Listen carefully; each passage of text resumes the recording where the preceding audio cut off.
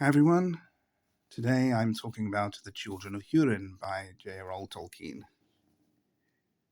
This is one of the three great tales of the First Age of Middle-earth, published after his death and edited by Christopher Tolkien.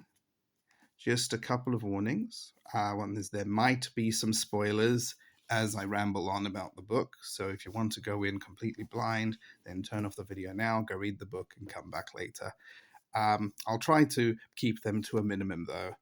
The other warning is I am not a Tolkien scholar or expert, so I am likely to get some things wrong, including pronunciations, names, dates, etc.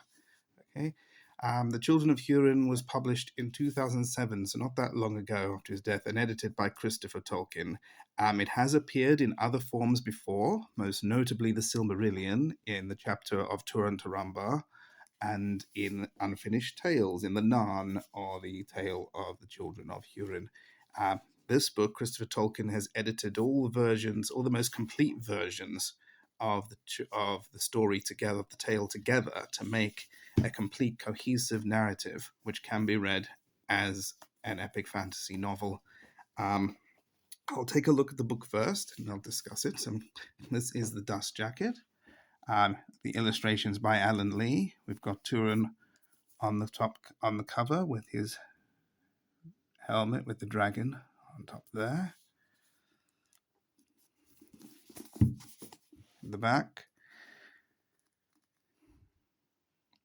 we've got the elvish city of Gondolin here. Some people riding the eagles. And the spine. Under the dust jacket, it's just bound in plain blue. There's the title. End pages are just plain. We, of course, have map of Beleriand, which is the westernmost part of Middle-earth in the First Age. By the time we reach the Third Age, The Hobbit and The Lord of the Rings, all of this has fallen into the sea. None of this exists anymore by the time we meet Bilbo Baggins. It's all fallen into the sea. But this is where the story takes place. You may find it familiar to if you've seen the map at the back of the Silmarillion.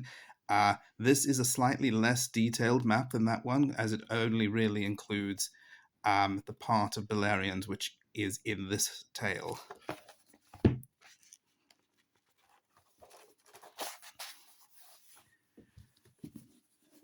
So this is another one of Tolkien's incomplete stories, hence why it was published in Unfinished Tales as well. So he didn't get to complete it in his lifetime. Christopher Tolkien has edited the most complete versions together here and made a cohesive, complete story, which is actually a very enjoyable read. You can tell it's not finished. It's not got that gloss, that detail that you can find in Lord of the Rings and The Hobbit, which, you know, the narrative details, the conversations, the background, all that stuff that would have been given to it if it had been in a state ready to publish as a novel. So as such, it almost feels like a very, very detailed synopsis or summary. But that being said, very detailed synopsis or summary, so it is very readable as a novel. Some people write their novels like this, and it's not a draft, but we just know the type of detail that Tolkien is known for, that if this had been one of his published works in his lifetime, it would have had that extra going over several drafts from this. So just a warning if you're going into that expecting more of the same. That being said, this is definitely a detailed look at the first age of Middle-earth, probably in a much more accessible way than, for example, the Silmarillion, which I still find, and I do keep trying, I keep going back to it, but I still find it very opaque and difficult to read. Whereas this was a nice, easy read. I got a much more better idea of the first age from here than I did from the Silmarillion, but I will keep trying. I know that it's worth it to keep trying with the Silmarillion. we said we can look at some of the illustrations. This book includes full color plates by Ellen Lee, as well as some black and white illustrations at the top of the chapters. At the end.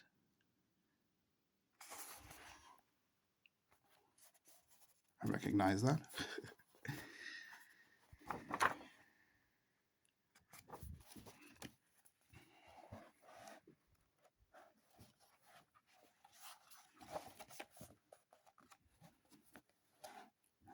You can just make out the dragon there amongst the flames and the mist and the smoke. I believe his name is Glaurung. I'm probably pronouncing that wrong. He is a wingless dragon and kind of the principal antagonist in the story. Although the main antagonist is obviously Morgoth, the first Dark Lord, but Glaurung is sort of like the thing that instigates a lot of the things that go wrong. So this story, as the title suggests, is about the Children of Hùrin. Hùrin is an elf friend that fought alongside the elves against Morgoth during the First Age, and also is one of the few humans who knows the location of the hidden city of Gondolin. And Morgoth wants this location from him, so he takes him prisoner, has him tortured and questioned to try get this location from him.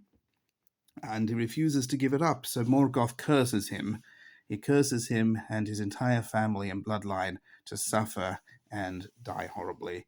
And then he is forced to watch over many years as the curse comes true.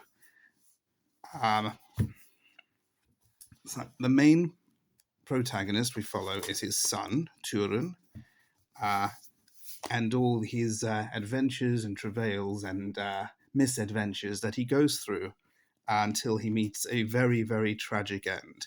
Now, this is a tragedy. If you do not like downer endings, this book is not for you. All the main principal characters suffer horribly and end up in a very bad place by the end of this. I don't know if Tolkien would have continued writing it and finishing it if there would have been some sort of happier ending, but the ending is very satisfying the way it is. It's just a downer ending. It's almost Wagnerian, and also some Greek tragedy in there as well. I found it very enjoyable. It's very nice to get a story that is spoken of in Lord of the Rings in mythological terms as part of their history.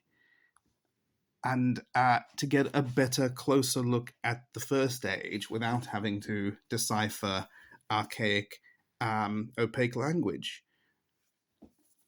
If you are a fan of Tolkien and you like epic fantasy, and you don't mind a downer ending, I heartily recommend this. Do pick this up and give it a read. If you don't like downer endings, then you might want to give this one a miss.